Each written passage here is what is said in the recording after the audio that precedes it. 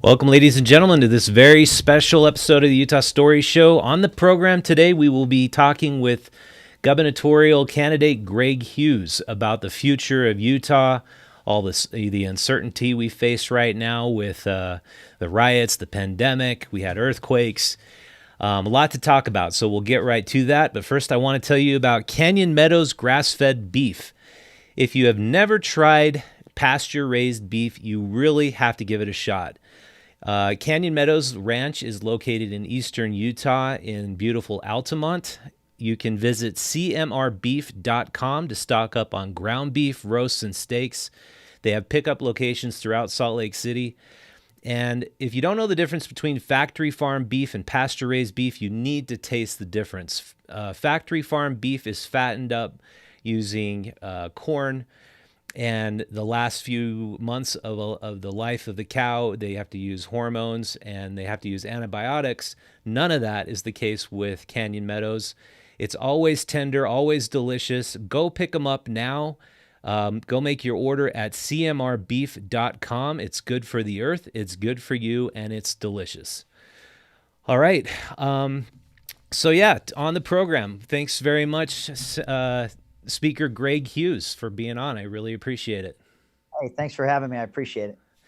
Yeah, so you are right in the middle of your race, and the last poll I saw, you're in third place behind former Governor Huntsman and Spencer Cox.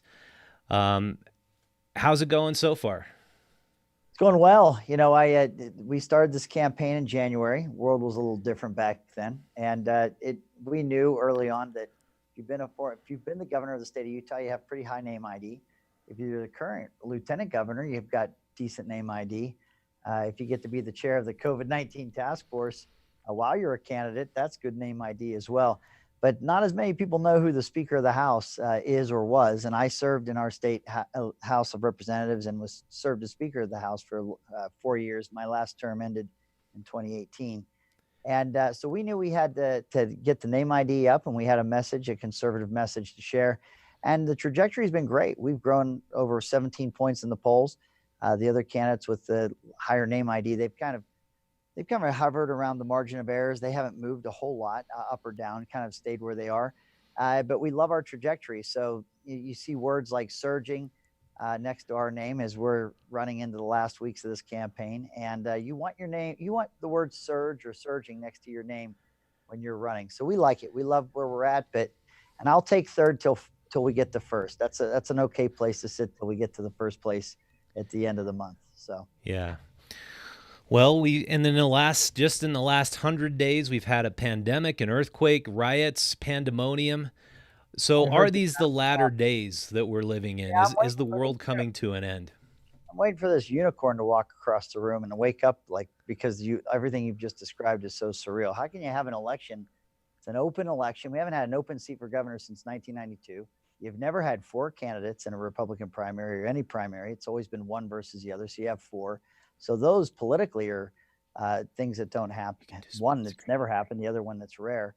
And then as you pointed out, you had a virus, a pandemic, an earthquake, riots, and everything else. And so, yeah, I don't know what would surprise me now. You even had Angel Moroni on top of the Salt Lake Temple drop the whole trumpet thing. I mean, that's just, Yeah, what's next? everything feels so strange. It And does. the riots that we were reporting on last week, we saw these protesters come around a corner. There was a police car there. There was no police, and there was one of the protesters there who I talked to later on, and she said the whole setup felt staged. Like, Yeah. why Yeah. was that police car there? Why were there no police at that time? Do you think our Salt Lake City Police Department handled these protests, which turned into a riot, in the most appropriate way? No, I think not at all. I think it was handled horribly. I think that the responsibility of that decision of how to react rests with the mayor of Salt Lake City. I think it's sad that police officers sometimes, because chief of police are hired by the mayor, so whatever the politics of whatever given mayor of whatever city you're talking about, those politics tend to color what law enforcement's able to do. And sometimes it interrupts public safety. Sometimes it doesn't allow them to address lawlessness. But crazier than that, these same Salt Lake City police, they're rolling up to playgrounds with kids in them. And there's a few adults there too. And they're getting out of their squad car and chasing away all these kids and adults at a park because they're standing too close to each other. Yeah. And then you have this violent riots break out, and they don't respond for over 4 hours. It's an upside down world. I mean, the irony of it all is just, if you describe this to me honestly at the beginning of March, these things that we're just saying happening right now would happen. I would have bet just about anything that they weren't talking about Utah or even America. So it's been shocking to watch. Yeah, and you talk about the irony. The same Saturday, there was a group of peaceful demonstrators that wanted to put on a concert, and they wanted to practice all the same social distancing standards that Costco and Walmart are allowed to practice. And this was a benefit concert in support of local independent businesses being reopened. Yep. They were given a court order to stop. It's very likely the police would have come and busted up that demonstration, but then the rioters went on right up 400 South without any deterrence. And the hypocrisy of that situation and what's happening with our law enforcement, it's hard to believe. We live in a time where there's selective outrage and there's selective logic that's being applied, and we're grown adults. I mean, we don't teach our children to act this way. We try to say, hey, it's a golden rule, treat others the way you want to be treated. Life's a two-way street. Well, we're seeing roll out in politics, and didn't you notice that the media, I guess protests, if it's the right protest, is a cure for coronavirus? Because if you're protesting and I want to use my words carefully. I don't think it was the protesters at all. Those that were protesting the death of Mr. Floyd. I think there are people that are looters. They're just there to create civil unrest, and they use moments like that to exploit them. And I think they're a very different group of people. But the point is, you see that, and for some reason, I get the sense that that's given some kind of heroic narrative, and people that want to get their businesses back and started, they want to get their lives, they got bills coming due every 30 days. They don't want to lose their business. They don't want to lose their jobs. People, the everyday average Joe, average Jane, working people of the state of Utah, when we say we want to get back to work, we are treated as criminals. We're the ones that the police will come and interrupt what we're trying to say. Again, it's a strange time, but we got to be able to talk. So I appreciate you bringing this up, because I think the more we talk about it, that fear that's been so pervasive, I think that courage can be contagious too. But we got to talk about it. We got to let everyone know you're not alone thinking these things through. We're all seeing this, and we just have to, we can't be afraid to speak up. Yeah. Yeah, it's just this very strange time we're living in. But the underlying protest, the underlying, I would say the majority of protesters were all for Black Lives Matter. Do you think we live in an inherently racist world?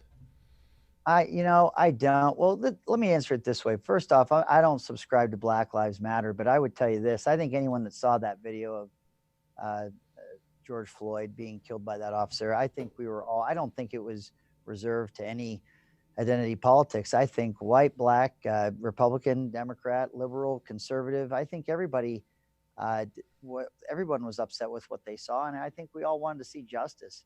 Mm-hmm. I do know that human beings are more used to what they know, whether it be people that are a majority of a faith or of an ethnicity, than those that are different than they are. It's not a good thing. It's just people aren't used to what they're not used to. And the reactions to that are not good. They're not ones you want to support. But I don't know. I think there's some racism or there's some bigotry that you'll see in the country that's born from hate. I think sometimes, though, if you live in a state like Utah where it's more homogenous, I think sometimes you'll see a recoil or a reaction that I'm saying I don't like, I don't approve, I don't think it should happen. But I don't think it's born in hate, and I don't think it's born to discriminate. But I do think I have friends of all walks of life and race, color, and creed. And I do have an eclectic group of friends. And I know that the more I have friends and I know their lives, they know mine, you get empathy comes from those experiences, and then you can spot for yourself where people are being treated differently, but then you can kind of lend your voice to what you're seeing and help bring perspective. That's the whole human, that's just life, that's the Yeah. life journey we're living. So I just hate these bright lines. You're over here, you're Black Lives Matter, we're over here, we're privileged. All that does is continue to divide us. This is a melting pot. We're the land of the free, home of the brave. We should be working as hard as we can to truly melt, to be a melting pot and see each other as, you know, as just friends and brothers and sisters. Yeah. And I agree with you. I think the underlying problem here is there's always going to be a percentage of police forces that have bad cops. Yep. And we need more strict enforcement of policy that will get rid of these bad cops. And you know, over the years we've covered stories about bad cops here in Utah. What do you think is the solution to getting rid of our bad cops? Well, I'll tell you what, I think one of the things that's just tough about organized labor, just unions, I think that I see it in education. I can spot it in our law enforcement. When you're protecting a quantity of workforce and not the quality of the workforce, it gets down. Sometimes you actually have to commit a crime to lose your job if you're organized or these unions are strong enough. And I think that that's been a challenge. I have a friend, and he said the fastest way to make sure that police officers are the best, and I would argue that most of our police officers, law enforcement officers, would fit this category that I'm describing. What if you had to bond? So when you're in construction, you got to bond for a project. You have to have, there's, you got to have some insurance behind what you're doing. That if something goes wrong, there's someone that can, you know, if there's a monetary result of doing it wrong, someone's going to pay. So there's bonds out there. What if you bonded? What if a police officer had to be bonded in terms of their job? And so you have actuarials or just bean counters. They're looking at your record. They're looking at your, you know, the things that you've done as a police officer. And they say, hey, yeah, this is a safe person to bond and to make sure they're insured and bonded for. This one has kind of a history of, complaints. And I don't know that we'd want to. You could almost enter a free market approach to some professions, especially professions that interact with the public, and say, look, you got to get this, you know, bonded and insured to do this job. And I think that there would be a scrutiny about what kind of risks would be taken. I don't know. That's just I just heard that recently, and I was intrigued by that idea. But if as long as we're protecting workforce, in like a collective bargaining approach, I think it's hard to spot the bad apples or to get the bad apples out, because it's not really geared, employee representation that way is not really geared to root out the troublemakers or those that give the profession a bad name. Well, and I think inherently problematic in unions is good cops potentially want to just stand aside while the bad cops do their deal, and because they're all trying to protect each other. I think that needs to stop happening. Good cops need to stand up and say, what you're doing is absolutely wrong. This needs to stop. But there's a disincentive for good cops to do that, not an incentive. So do you see any reform to the system happening that could incentivize good cops standing up for, justice and fairness, and not strangulating people with their knee? You know what?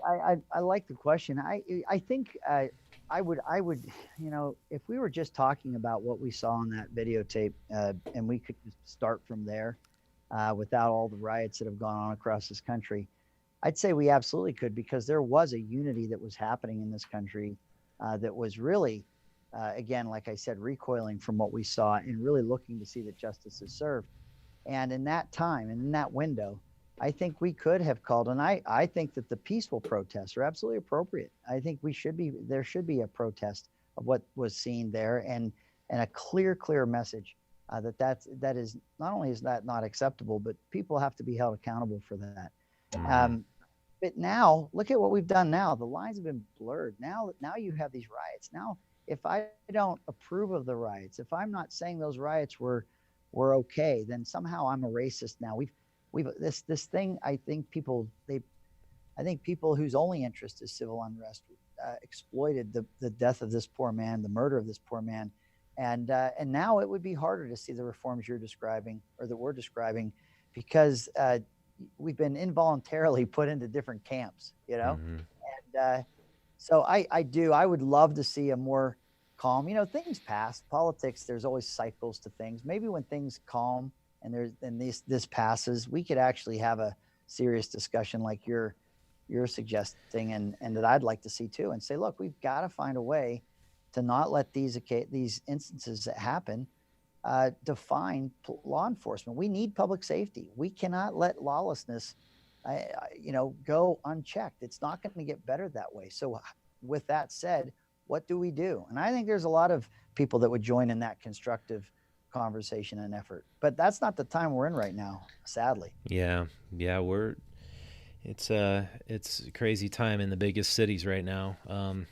Lots of local businesses that were just preparing to reopen due to COVID are now getting ransacked and rioted, and it's just another crazy time. But what I want to shift gears to is talk about the bigger issues facing Utah: homelessness, Operation Rio Grande, the inland port. But before we get to that, I want to tell everybody about the Carpet Barn. The Carpet Barn is located in South Salt Lake. They've been in the carpet business for over 40 years. Their staff is friendly and helpful. They have a huge selection of carpet.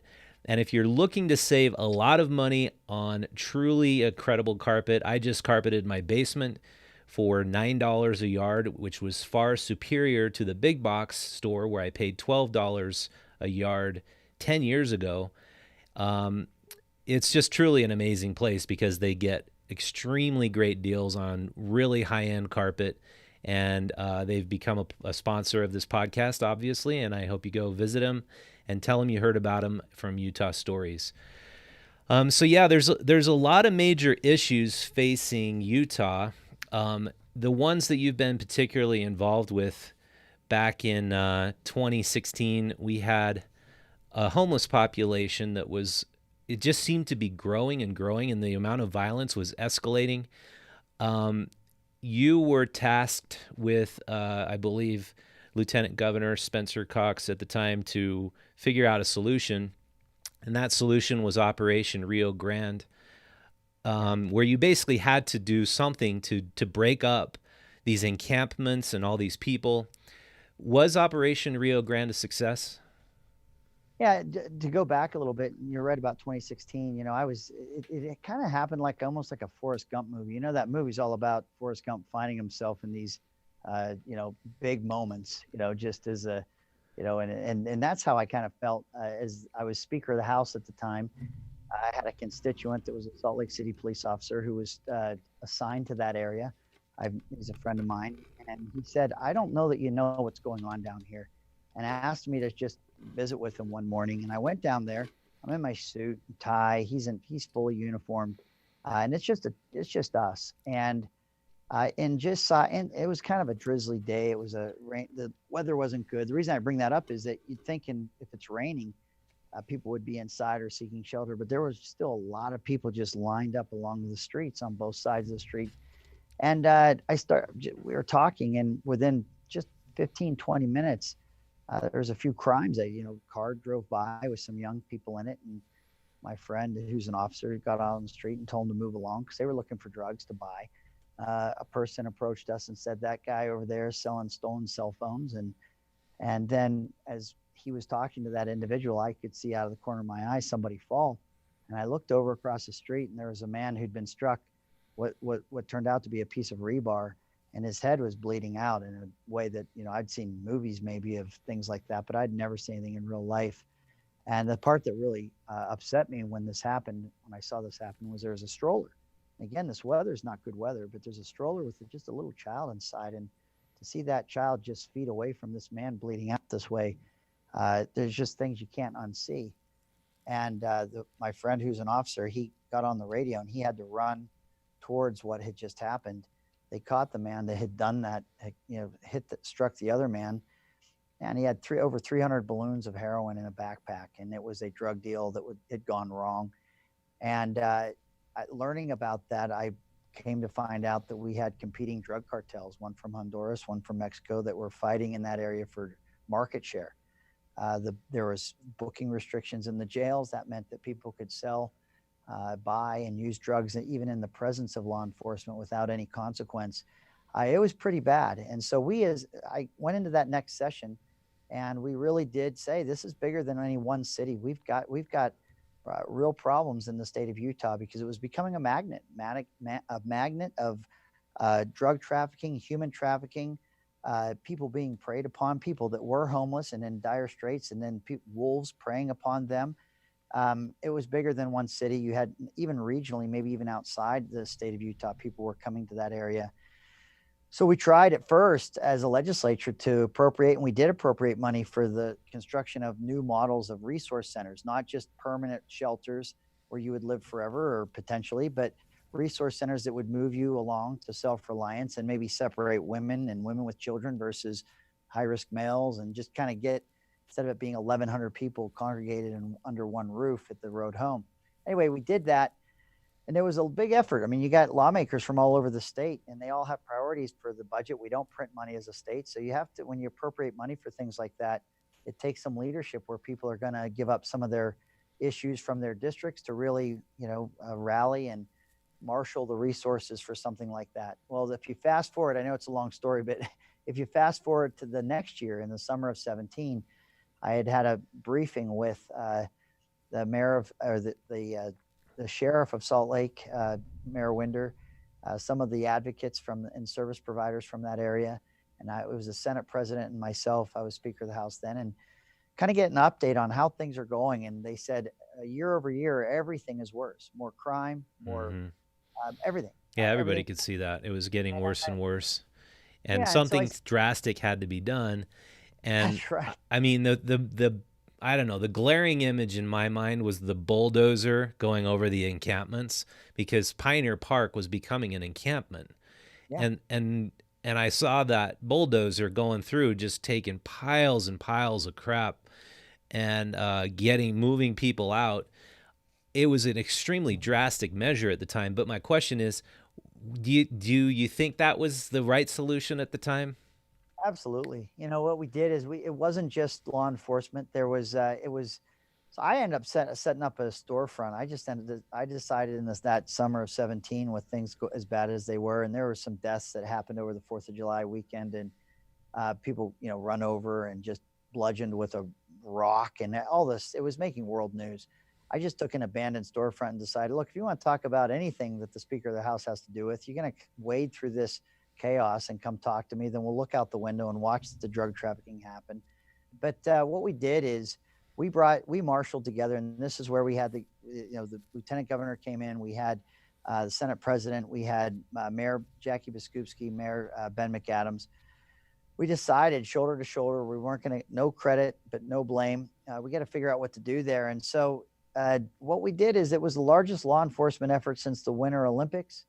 But it wasn't just sweeping the streets of just everybody that was on it. There was surveillance that took place to see who were the fountainhead of drug dealing, and where was the crimes, where were crimes being committed the most, or who were where were the magnets of that crime, where were they at? And so we looked at that, but we also did outreach. We found that we were able to get people on the ground that could help people that were so physically addicted with drugs. It starts with opioids. Opioids are too hard to get, so they go to the heroin. And you saw the drug addiction that was just out of control, really, because if you go back upstream, because of our opioid crisis we have in this country, that was really the fountainhead itself. So there was outreach to help people. We put more money into drug courts. People with criminal records could get those records expunged if they could get themselves to self-reliance, and we wanted to help get that done. I went back to Washington, D.C.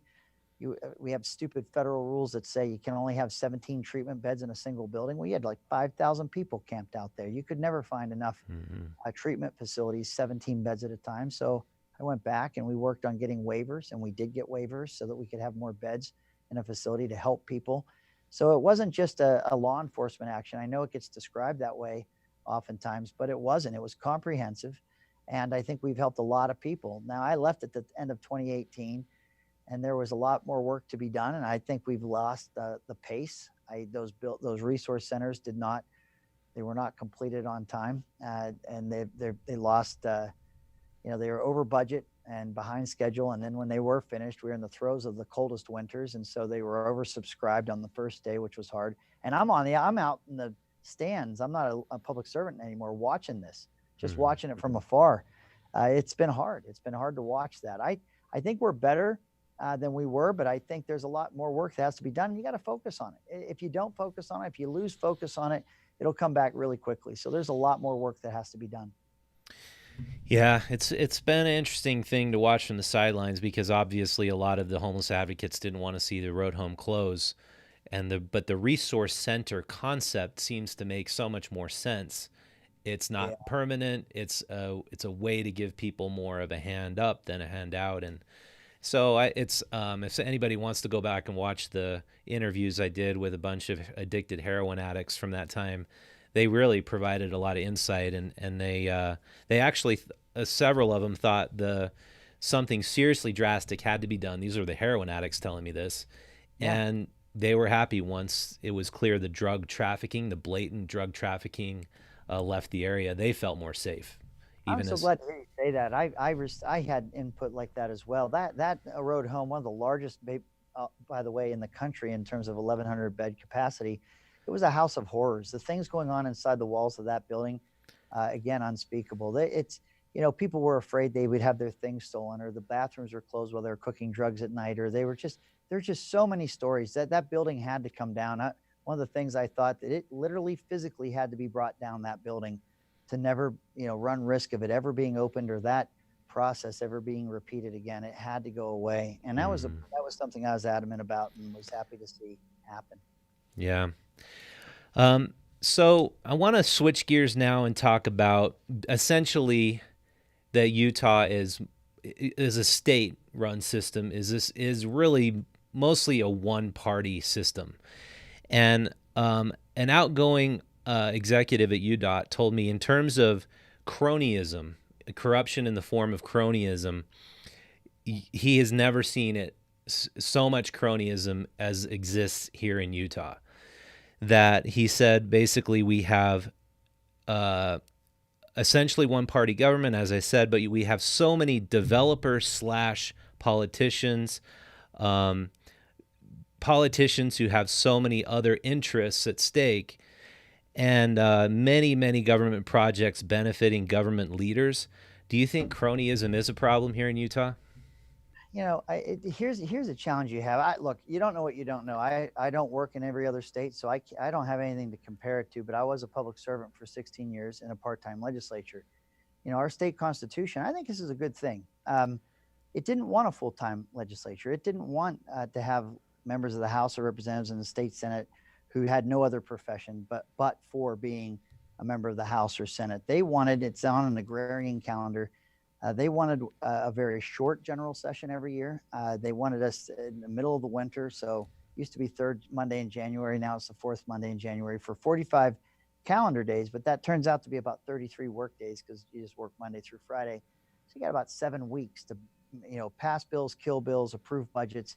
And then what you're supposed to do is get back to whatever your life is. And it is if you're a doctor or a teacher or a developer or whatever, a homemaker, whatever your life looks like, as a lawmaker, you're just supposed to get in there, get out, and then live with these laws and budgets you pass. And that empathy is supposed to grow. So, if a teacher is voting on an education bill that would raise the weighted pupil unit, which would have the effect of improving the salary of teachers. So if that teacher's profession broadly is improved and they sit in there, I don't see that as a conflict. Are there teachers in the state legislature? They're great. They give great perspective about what happens inside the classroom and the challenges in the classroom. You have police officers. On law enforcement issues, it's good to have members of law enforcement that are members of your legislative body that can share that perspective as well. So I like that. I like that blend, and I like the blend. It's a totally different model, but I haven't covered it super extensively, but do you see that a lot of the people who come in, they have their own little pet bills, their own little pet projects. They want to see those fed with government dollars or fast tracking? Well, I honestly don't. I do know that, look, this is what I would say. If you have all the lawmakers, Republican or Democrat that I know, I tell you, if everybody leans in and tries to do the job and works really hard to do it. If you're working on something that's a bill and it is reflected in or related to the profession that that you're a part of, as long as that bill is working on that profession more broadly, that is not a conflict. But I would say if you have lawmakers that were just trying to Cinderella slipper bills that just benefited them uniquely and individually, that would be bad. That's something that I have not witnessed, but it's not acceptable. It's something that's why we have our conflict of interest sheets, because you have a day job, because you have things that you're engaged in. We put those on a disclosure that you can find online, what those potential conflicts could be. So what's your profession? I helped a boxer. Actually, it's just an expensive hobby. I helped a boxer, but I put boxing on my conflict just so people knew, hey, I'm helping a guy. He's a boxer, and I try to help him in his professional career. It didn't make any money, but it was something that I was interested in by way of helping this guy. So you put that in there, and then we have a rule in the House when I was there. If you got up to speak to a bill specifically, and it did relate to your profession, in your floor question or advocacy or opposition to a bill, you would declare that conflict or that potential conflict, or let the body know as you're debating it. I'm a school teacher talking about education funding. I'm a law enforcement officer talking about, if it had the effect of potentially benefiting or taking away. So I think sunshine, daylight, that's the cure. We just have to be very, very transparent. And I get a lot of arrows over things that people perceive as conflicts. I believe that it's done to slow me down. I've taken on big issues that do tackle or rattle the status quo. And the status quo, it's adults that fight over adult systems. And sometimes they don't like that turf being stepped on. And so I think people throw around that term conflict, I think, in a loose way sometimes. And if they can get you to slow down or stop because you don't want to be thought of in a bad way, that they're not afraid Well, to do it. let me just tell you. I mean, I'm an outsider, and I'm glad to be sitting down with you because I'd like to get your take on these things. I'm an independent reporter, and I run an independent magazine. We try to represent the voice of local Utah. And what I kind of see when I go into these communities and when I go into areas is that there's a small group of people that either owns a big percentage of the real estate in the area in terms of the commercial real estate, and they are sort of part of a good old boys club. And that good old boys club is predominantly made up of LDS members, and they're able to sort of monopolize the buying public, and they support each other. And you see an absence of a lot of locally owned independent businesses in places like Draper and Herriman, in like these fast growing communities. It feels like a land grab where we know this state is growing incredibly fast, and if we can get our hands into the development world, fortunes can be made. Do you see it that way at all?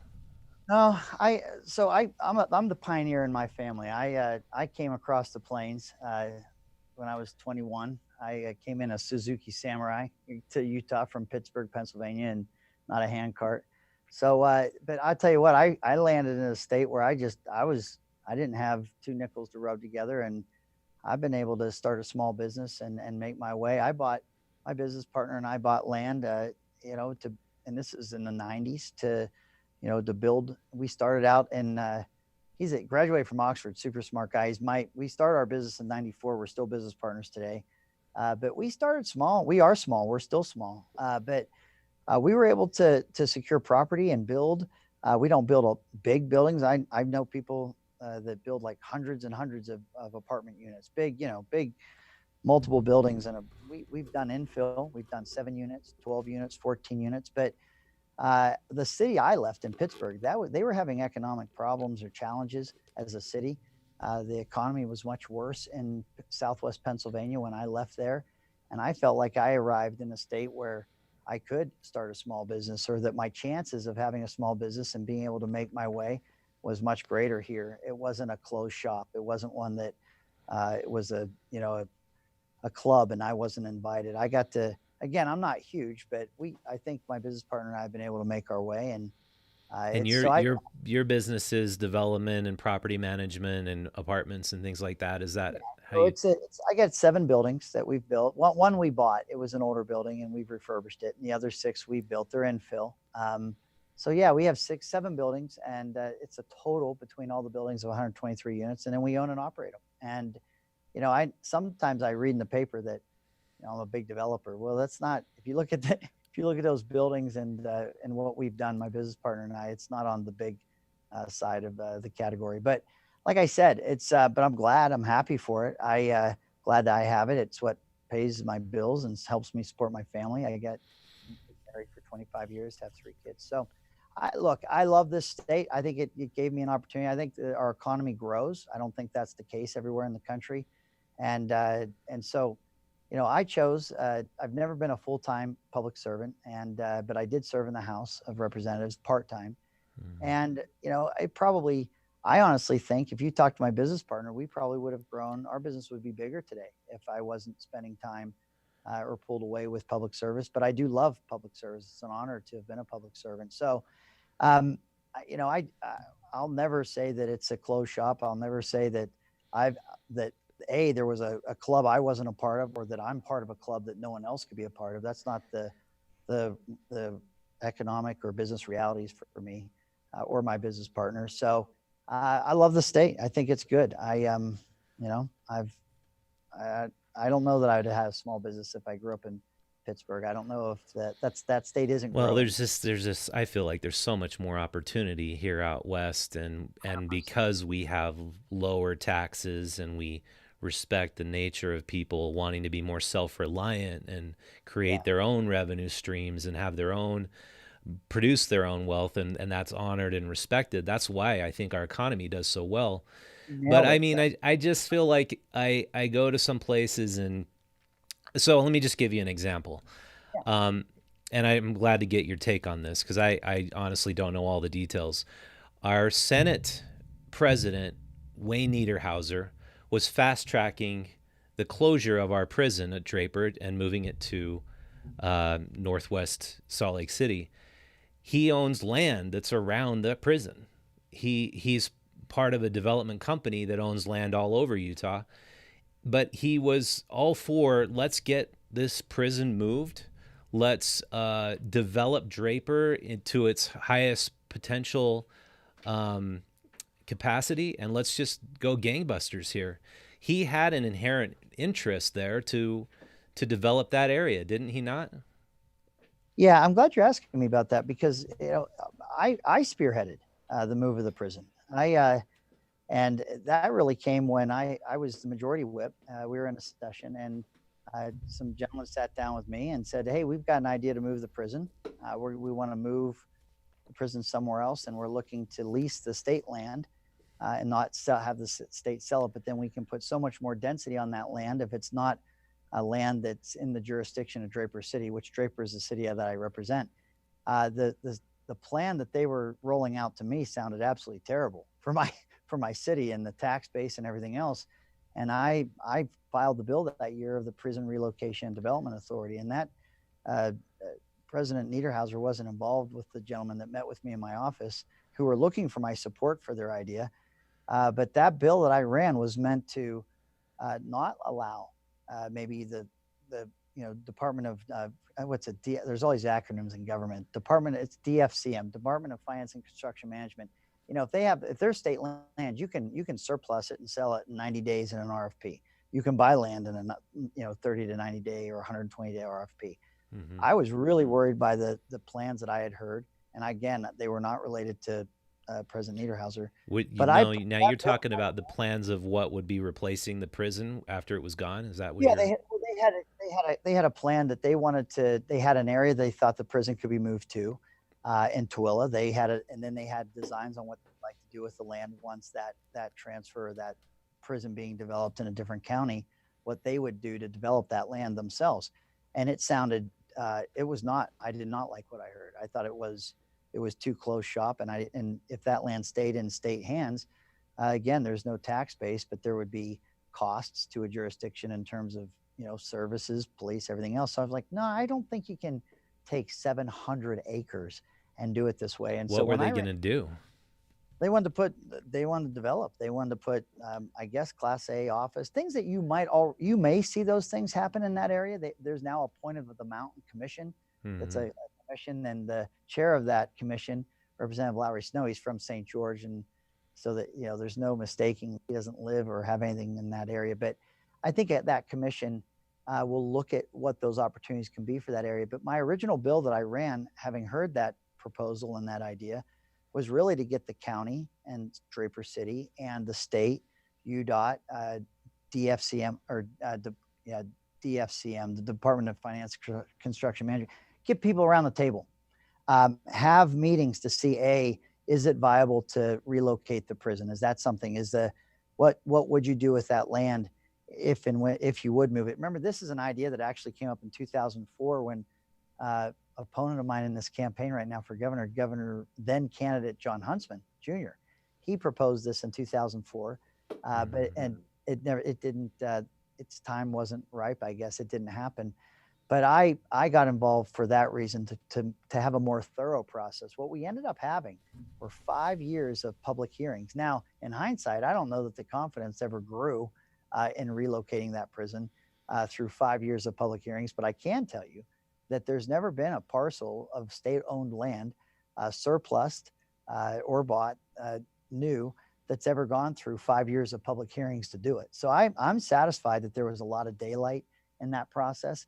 And again, I was part of that, and I did not witness any effort by President Niederhauser. I don't know his land status, what he owns or Well, what his he doesn't. partner, who's on the Sandy City Council, Chris McCandless, showed me the land. We actually went out there after I did the story on it, and it was a ways from the prison. It didn't border the prison.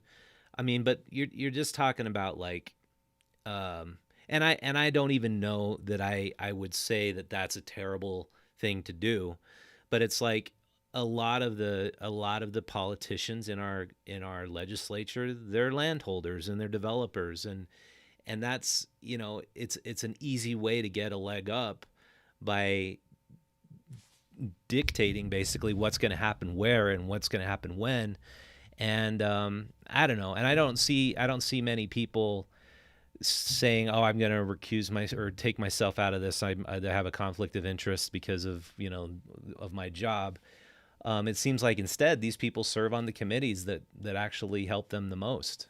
Yeah, I don't think Wayne did. I don't know that Wayne was a strong catalyst of that move. I know I worked on it hard. I don't own any land around there. Here's the deal. If I want to move a prison, Hughes must own the land. You want to work on Operation Rio Grande, Hughes must own the land. If you want to have an inland port, Hughes must own the land. I'm going to tell you, No, and I don't point to you and ask you these questions because I think you're an example. I know the Deseret News pointed out you own some apartments that are close to where the inland port is going to be. I don't think that would have padded your pockets. I actually don't agree with that editorial they wrote, but I well, point this out because it's just something so common in Utah because we are a kind of a land grab state. We have land, we have a booming population, we have all these people who want to come and live here. It's just convenient, and that so many of our politicians are developers, and I don't know how you get that. Uh, I don't know how you get things done by the people who know how to do them if that weren't the case. But I don't know if you have any ideas for how to make I it a think little bit better system or anything like that. look, I think these are fair questions, and I appreciate you asking them because, I think there's a healthy skepticism about politics and people that work that are public servants, and I say healthy because I think we should always be, looking, and the public, the sovereignty of our nation is in the people, and so we should be questioning these things, and so I actually like these questions. What I can tell you about the prison specifically is that. Uh, Wayne Niederhauser did not have any kind of he didn't have his hands on the wheels per se of how that was going to roll out. I Yeah. think I was one of the ones, but what I really did is create the legislation. The first Prada board I wasn't a part of. I think I was there for just a little bit on one of the boards that Speaker Lockhart might have appointed me to, but for the most part, I wasn't, but I advocated for that. That 700 acres, you wouldn't put a prison in that spot now if you were looking for a place to put one. I thought there was a better place to do it. But I just want to say, because I do love these questions, because they're uncomfortable to ask sometimes, but I think they need to be asked. Yeah, it's just like the elephant in the room. I feel like we neglect. It's So like, I'm glad you're asking. You know, the thing about that, the inland port, that so there was a template. I just barely answered this question. Someone texted me and asked me this question, or Facebook messaged me, and I answered it.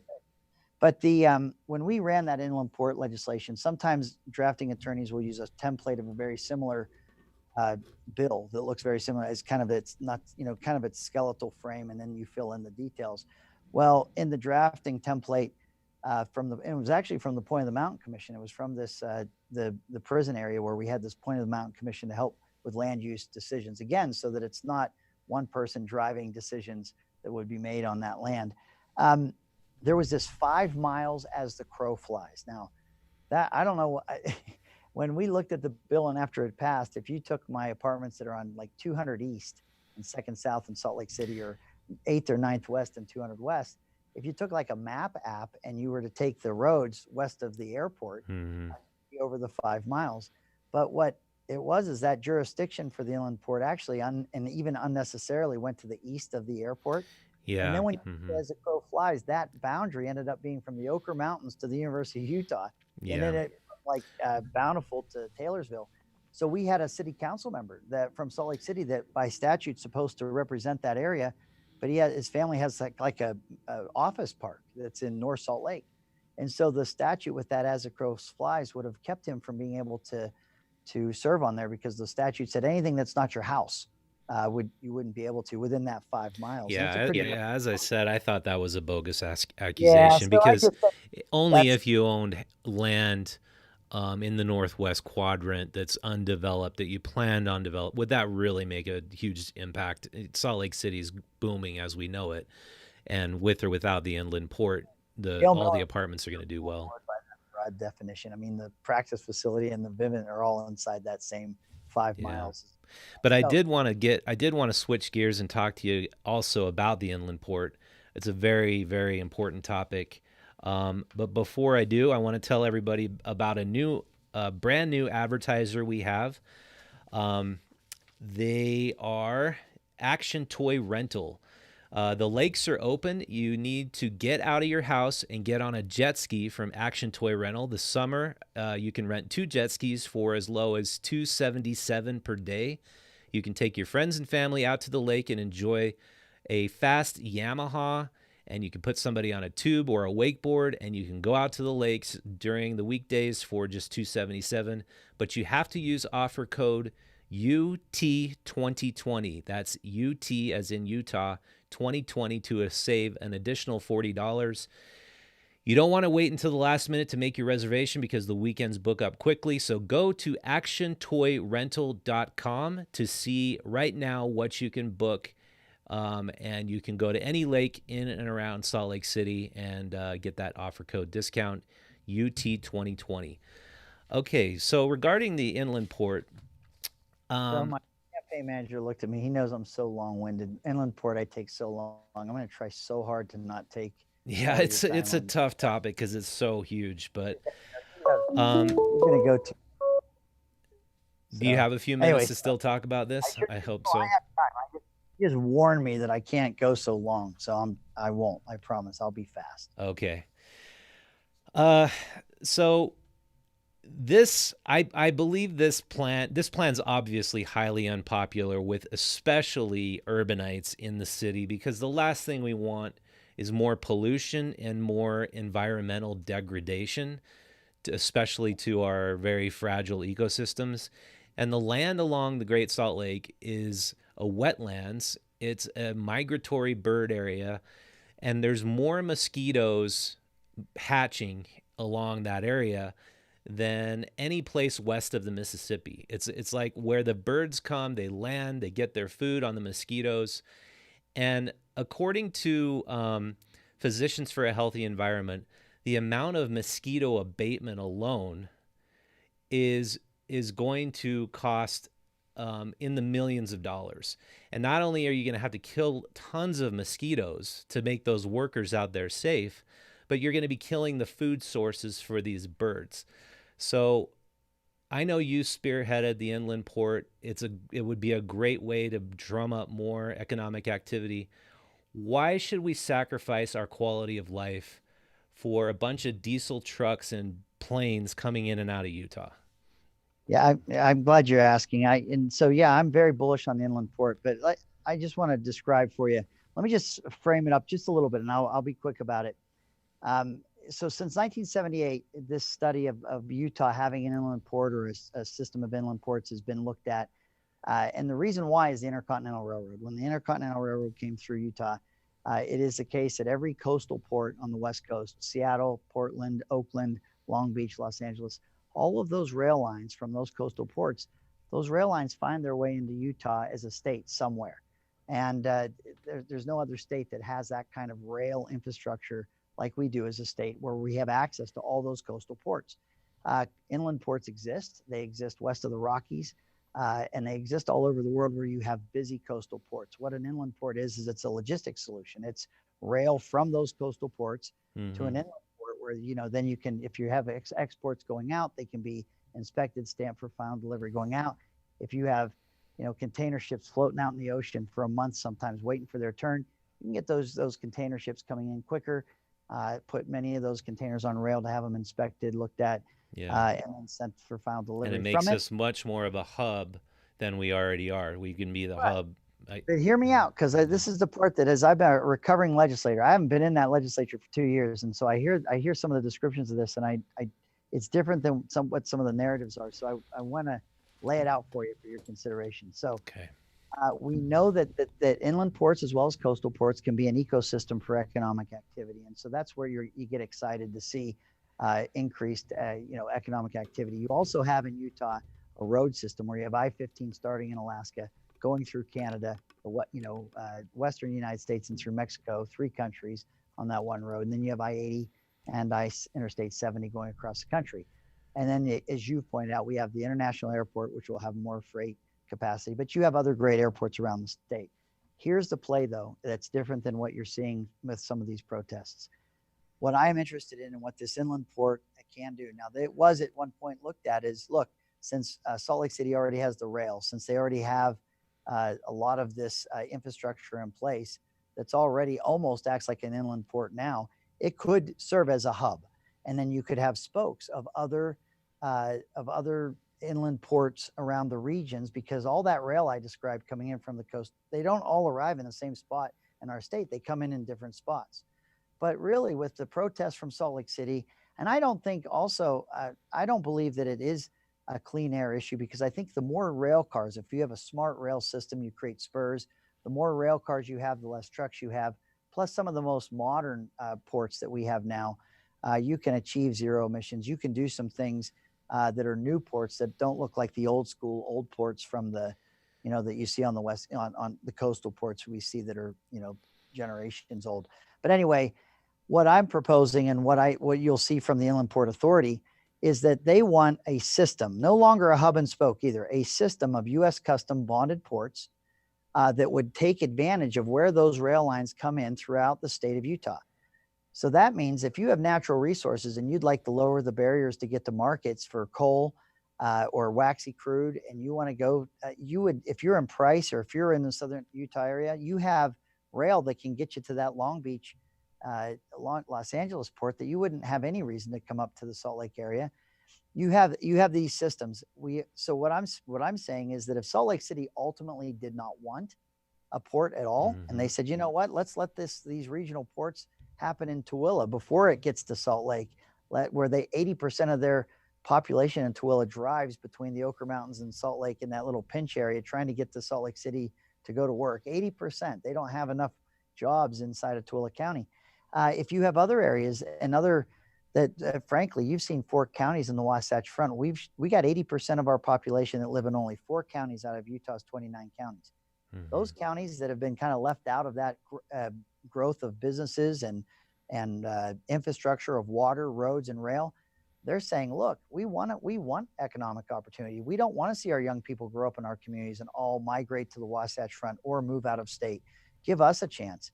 Well, if we can get those regional U.S. custom bonded ports around the state, it's a relief valve for the Wasatch Front. Not everyone feels that they have to come to this 130-mile valley to find a job or find their lives. We got construction or congestion failure for transportation getting worse every day. You have the scarcity of housing making the cost of living going up.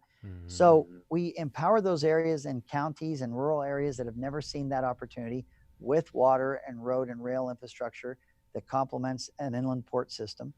And so they see growth, and we don't see the Wasatch Front continually being the shoehorned area where all the development occurs. So that's what I'm excited for. That's still quite a bit different model than what the Inland Port Authority is talking about, right? I mean, they still really want to develop more of that Northwest quadrant. That board's made up of county commissioners from around the state, and I think what's happened, because there was such a strong pushback in Salt Lake City with that area, that really I think that board will want to work with jurisdictions and public servants and populations that really want those opportunities.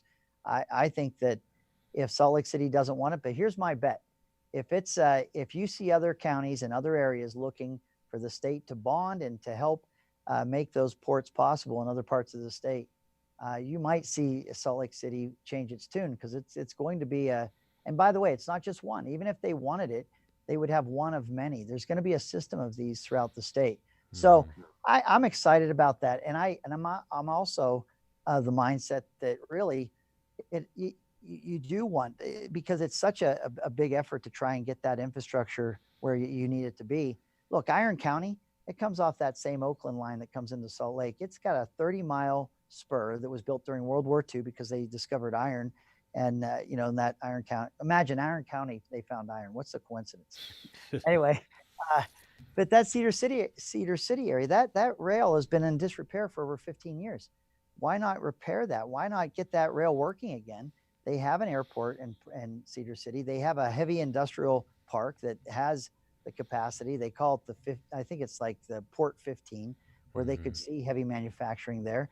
That might be a great place for one of these regional inland ports. And so I think there's so many places like that. And I just want to share that with you, so that the public, when they hear about this, they don't think it's all. Yeah, if the conversation can shift from, well, we would need $1.8 million for mosquito abatement to make it nice for people to work out there, to let's get it out of our migratory bird area, let's protect that ecosystem and move it out to other counties. If the conversation would completely shift to that, I would agree with you 100%. But it seems like they're still constructing the inland port. It's moving forward on the track that it will go in the Northwest quadrant. They've paved the way with the prison already. I think that prison is costing a lot more because from what I've heard, it is very difficult to pour concrete into wetlands and swamps. So using that infrastructure they're already building for the prison, why not continue it out to build the inland port?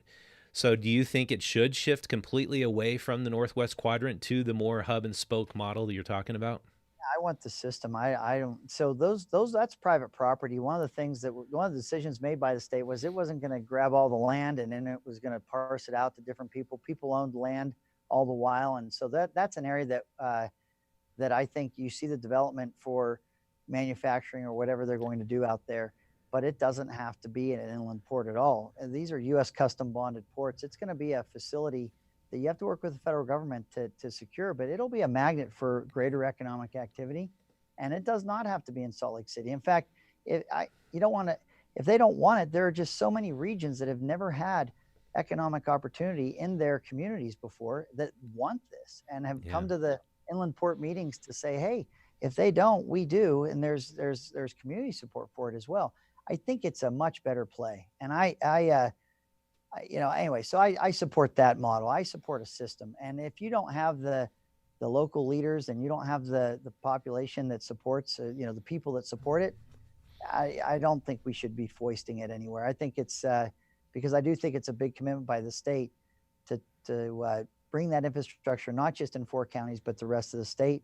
because the rest of the state needs it. How do we grow to 200? They say by 2050, Utah's population is supposed to double. We're over 3 million right now. Mm-hmm. Do we honestly think we're going to fit 80% of 6.5 million people in this 130-mile valley of the Wasatch Front? I don't think it's possible. That is one of the biggest problems. People come to from rural areas to the cities because rural economies are suffering so much. And we've just been looking at the area of cattle ranchers. We have skyrocketing beef prices. Cattle ranchers are getting paid at an all-time low per head of cattle because there's 4 meat packing agencies that are national, multinational conglomerates that control 80% of the market. That's a law change. There's been that Prime Act in the Congress for years. Why can't we pass legislation that can help rural economies? What's going on there? Why do so? Governor, I'm telling you, this is what we've been talking about. We have to do that. Why are we sending them all to Kansas City? Every rancher I know, and I know some, I've been to the cattle auctions in Salina. I've been to down in Cedar City. I've learned a lot. I've never run for governor before, so you get to see things more than just as a public servant. You get to meet people in the context of their lives, and you learn a lot when you do that. And I'm telling you that I asked out loud what you just said. Why are we sending at these low basement prices our cattle to Kansas City? Why aren't we able to see that produced and the processed here? And so those are barriers to this market that we have to overcome. And I'm telling you, we need to, because you can't see these communities clean out and get smaller. Yeah, these ranchers are losing money on every cow they produce. It's really sad to see. That's why there's such an appetite to see this state look at those areas. And what I tell them is, I go, look, rural Utah has been ignored because you didn't have enough people to elect a governor before. But what you have now in 2021 going forward, the 80% of Utah's population that lives in the Wasatch Front, they need the rest of we got 29 counties, you need 25 counties to have this economic opportunity, growth, infrastructure investments, so they can have their economies, the barriers to the markets be lowered. That will be a relief valve for this Wasatch Front, and that will help the Wasatch Front improve its quality of life, lower the cost of living by bringing that economic opportunity throughout the state. That's the play. That is the play right there. And so I think the inland port system of U.S. custom bonded ports regionally throughout the state, I think that brings those opportunities to those communities. And then, as you just described, like with our ranchers and areas on the food chain or in the supply chain that we're missing in this state, we absolutely should be looking at ways to making sure that it used to be here. I was told that we used to have these things. They were, as you've put it, these big corporations just collapsed everything and pulled them into just a few small ones in this country. I don't think that's helping the state of Utah at all. And just the massive coronavirus outbreak that happened at the JBS factory in Logan, Utah, points out the inherent dangers of doing 80% of our meat packaging in one facility in the entire state. So it makes our supply chains not very secure. I want to just ask you a couple more questions real quick if you have time. I know you probably are on a schedule. But you say in your campaign ads that you are a Trump supporter. Mitt Romney has basically become the anti-Trump. So if you're a Trump supporter, do you have to be an opponent of Mitt Romney? Well, he drives me. I feel taunted. I feel like he taunts me every day. And people that do support our president, I feel that they're being taunted. Here's my issue with Mitt Romney. Like I said, I've never run for governor before, but this is what I know. I get asked thousands and thousands of questions. And when, just like you are, you're asking me questions, I'm giving you answers. I don't know how in the world you run for state office in Massachusetts, one of the most liberal states in America, and answer the questions that I imagine would be asked of you if you're running statewide in Massachusetts. I don't know how you give those answers, win election in Massachusetts, move to Utah, be asked all the questions running for Senate that you would be asked in a statewide race, and give the same answers. I don't think the answers that I'm sharing from a Republican conservative perspective would get me very far in Massachusetts. Mm-hmm. So, this idea that I just don't know how he's bridged representing both states unless he's changed his story. And so when he was running and I was speaker, I said, I know you've been a critic of President Trump. I support this president. Are you going to be a critic of this president? And he says, no, I like him better as a president. His policies, he's doing a great job. He says, he did qualify it. I have my conscience. I'll always, vote my conscience or, follow my conscience. And I said, but are you talking to problem solve? Because look, when I was speaker, I could disagree with the governor, but I knew how to talk to him, how to meet with him or text him or call him. And then there's sometimes when I just wanted to, and outside baseball, maybe put a stake in the ground and show that I didn't agree with the governor. Mm-hmm. So I gave those comparisons to Mitt Romney as a candidate, and I said, "Are you looking at problem solving, or are you looking at a stake in the ground?" He said, "No, in the context of problem solving." So when he got elected in June of 16 or 18, I'm sorry, January 1st of 2017, he wrote that Washington Post op-ed where he just ripped the president. And I just feel like it has never ended. It's just been that way ever since. And as I've had town hall meetings, cottage meetings, local leader lunches, breakfasts, there's a lot of people that felt like his campaign isn't matching his service in the U.S. Senate right now. So there's a lot of frustration there. I feel that frustration. Well, so, it feels almost like he's preparing a political play. Do you think that's what it is? I mean, he's deliberately antagonizing the president. There's voting for impeachment. I mean, are you serious? You're the one Republican who thinks the president needs to be impeached. Utah, of all states, we have the only Republican senator in America that voted to remove this president. Yeah, and it's just ridiculous. I think he's just really has hurt feelings because the president called him a loser. He obviously has some thin skin. When Romney was running in 12 and I don't know if you ever saw it on YouTube or anything. I watched the video after the fact, but when he's running for president, when Mitt Romney was running for president, and he was in Nevada for their primary, and Donald Trump came out and endorsed Mitt Romney, and he said he was proud of the endorsement. It was a big press conference, and he heralded then businessman Donald Trump's business acumen and his understanding of trade, particularly with China, and he was really excited about it all. And then in 16. He was at the U and he was saying that Donald Trump's a phony and a fraud. I just don't know how, if you take that YouTube video from 12 and then you take the comments from 16, how do these comments live in the same universe? Mm-hmm. I just don't understand it. Anyway, it's been frustrating, and I sense that on the campaign trail. I do. I sense that frustration out there. There's a lot going on in this country that you can remark on, that you can say you're not comfortable with. And you look, I think some of the things that I would call it deep state. I would look at the FISA warrants and FISA warrants abuse. I'm big on civil liberties, and I'm not real comfortable with the way FISA warrants were being brought before judges. I think there's a big concern.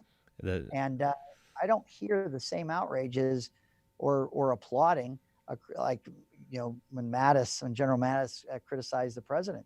You saw Mitt Romney just last week just praising Mattis for criticizing the president, but I don't hear those same words when we hear other things like the FISA abuse and things like that. So anyway, maybe I'm speaking too bluntly, but it just feels like I'm being taunted, or we who support the president are just being taunted on a regular basis. I don't know. Well, it feels like in both parties, the entrenchment and the division is so stark that we almost have two universes. We have the Fox News conservative universe, and then the liberal CNN, all other media universe. And I just don't see the two sides even speaking to each other. I don't see any civil discourse truly happening. It just seems each camp is getting more entrenched, and there's just so stark a divide. I don't know any Trump supporters who talk to anti-Trump folks, liberals. Do you think it's going to get worse before it gets better? I was listening to you describe all this. I can't disagree with the word you're saying. I see that as well. I do, but what I was also thinking though is that isn't the climate in our state of Utah. In the state of Utah, I did, when I was Speaker of the House, work well with the Minority Leader Brian King, and we came together on some really important legislation. Even Jim DeBackus, who's beating me up right now, It's a little bit of political pageantry, but he's encouraging all the Democrats to to register as Yeah, Republicans. I saw that. That was funny. And he's calling me out. He's just saying, Hughes, it's anyone but Hughes. And I'm friends with Jim. We've been on a podcast together and everything else. But I've worked with Jim. We worked on the inland port issue together. We were trying to find some some changes there that would help the city as well as that project, inland port vision move forward, and Jim and I work together. I think that if we're going to save this union, if we're going to see people like Tip O'Neill and Ronald Reagan get together and work things out once again, I think the example is going to have to come from states. I think it's going to be the way states and their legislative bodies work together. And I do find, I know we're a super majority of Republicans, but the Democrats that I've worked with, I work closely with Mayor Ben McAdams. Jackie Biskupski and I, we've certainly had our differences, and they've kind of played out sometimes publicly, but she was in the House when I was there, and we've considered each other friends for a long time. And so I just think that I think there's a stronger climate for mutual respect and finding common ground in Utah, of all places. People might not realize that, but it is true in Utah, more so, and absolutely more so than you're seeing in Washington, D.C. Yeah, I think you're right. I just find it unfortunate that a lot of the extreme strong liberals in Utah get on Facebook and they make me want to block them. I mean, a lot of them are my friends. Just comparing Trump to Adolf Hitler in one sentence just tells me you've never opened a history book. Trump is not Hitler. There's no comparison. Please just know what you're talking about before you start spewing that crap. I mean, whether you support the president or not, he's not putting people in concentration camps.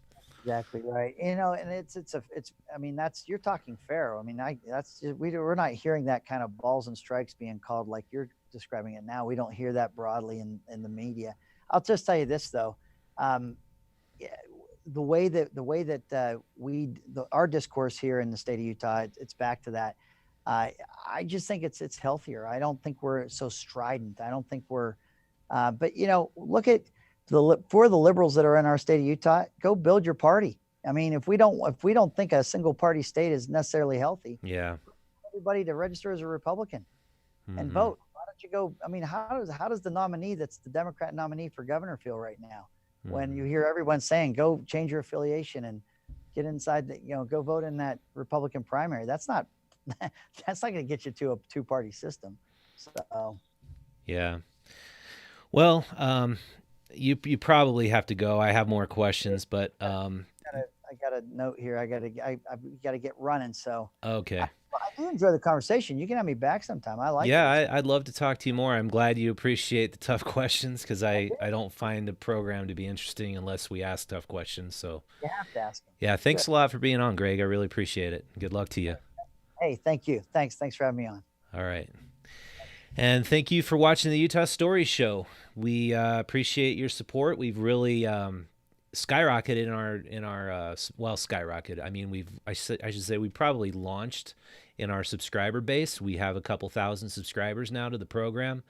And if you want to be a bigger part of the program, you can definitely do that by visiting utahstories.com and subscribing to our newsletter. But I've been telling everybody this the past 4 episodes. The number one way you can help this show is to share this episode with a friend. Tell them you found something here that was unique, engaging. Utah Stories, if you're new to this channel, we're all about presenting and providing the voice of local Utah. It's not a partisan program. We try to examine both sides of all issues. We really try to find the truth and present truths and facts over illogic and feelings. So if that sounds like something you'd like, subscribe to the channel or subscribe to our newsletter and share this with a friend. So we're thankful to our help that we're getting. The guests on the program are booked by Connie Lewis. Our production coordinator and technical director is Tyler Bond, and our digital publisher is Golda Hukic Markosian. I'll see you next time.